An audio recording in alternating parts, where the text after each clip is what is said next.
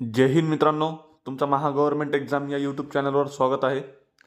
तर आपण काही पोलीस भरतीमध्ये विचारण्यातले महत्त्वाचे प्रश्न बघणार आहोत, जे की तुमचे येणारे 2025 मध्ये ही प्रश्न खूप इम्पॉर्टंट असेल.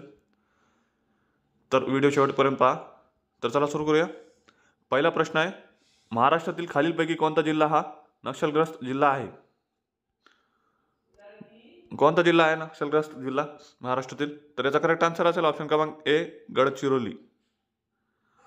पुढचा प्रश्न, भारतीय राज्यघटनेनुसार नागरिकांना कोणत्या कलमान्वये समानतेचा मूलभूत अधिकार प्रदान करण्यात आले आहे?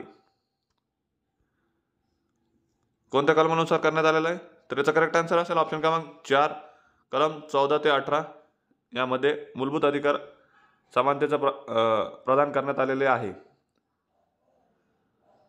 पुढचा प्रश्न, भारतातील कुठल्या शहरास टायगर कॅपिटल ऑफ इंडिया म्हणून ओळखले जाते? कोणत्या शहरास टायगर कॅपिटल ऑफ इंडिया म्हणून ओळखले जाते? तर याचा करेक्ट आन्सर असेल ऑप्शन क्रमांक ए, नागपूर या शहरात. पुढचा प्रश्न, वाहनातील ओडोमीटर काय दर्शवितोय? काय दर्शवितो ओडोमीटर वाहनातील? तर हे वाहनाचे कापलेले एकूण अंतर हे दर्शवितोय. तर याचा करेक्ट आन्सर असेल ऑप्शन क्रमांक 2. पुढचा प्रश्न, बाळ गंगाधर टिळक यांचा जन्म कधी झाला? कधी झालेला आहे बाळ गंगाधर टिळक यांचा जन्म? याचा करेक्ट आन्सर असेल ऑप्शन क्रमांक 2, 23 जुलै 1856 साली बाळ गंगाधर टिळक यांचा जन्म झालेला आहे. पुढचा प्रश्न, चंबळ नदीच्या काठावर कुठला शहर आहे? कोणता शहर आहे चंबळ नदीच्या काठावर? तर याचा करेक्ट आन्सर असेल ऑप्शन क्रमांक 3, कोटा. कोटा हा शहर कोणत्या नदीकाठी वसलेला आहे? तर चंबळ. पुढचा प्रश्न, आंतरराष्ट्रीय न्याय दिन कधी साजरा केला जातो? आंतरराष्ट्रीय न्याय दिन कधी साजरा केला जातो? तर याचा करेक्ट आन्सर असेल ऑप्शन क्रमांक 1, 17 जुलै रोजी आंतरराष्ट्रीय न्याय दिन साजरा केला जातो. पुढचा प्रश्न, स्त्रियांना मतदानाचा हक्क सर्वप्रथम खालीलपैकी कुठल्या देशाने बहाल केला? कोणत्या देशाने सर्वप्रथम स्त्रियांना मतदान करण्याचा हक्क प्रदान केलेलं होतं? तर याचा करेक्ट आन्सर असेल ऑप्शन क्रमांक 3, न्यूझीलंड या देशाने. पुढचा प्रश्न, जगप्रसिद्ध अजिंठा लेणी डॅश डॅश या नदी खनन केलेल्या दरी भागात वसली आहे? कोणत्या नदीच्या खनन दरीत वसलेले आहे अजिंठा लेणी?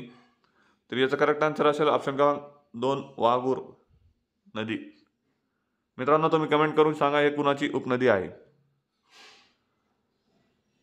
पुढचा प्रश्न, थार या वाहना कोणत्या कंपनीचे उत्पादन आहे? कोणत्या कंपनीचे उत्पादन आहे थार?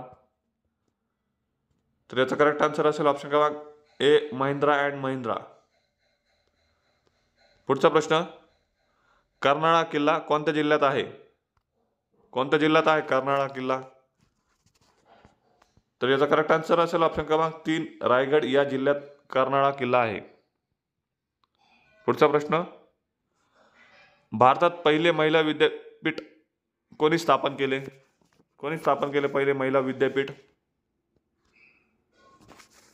तर याचा करेक्ट आन्सर असेल ऑप्शन क्रमांक 3, महर्षी धोंडो केशव कर्वे यांनी भारतात पहिले महिला विद्यापीठ स्थापन केले होते. पुढचा प्रश्न, कोणत्या ग्रहाला लाल ग्रह असे म्हणतात? कोणता ग्रह आहे ज्याला लाल ग्रह असे म्हणतात?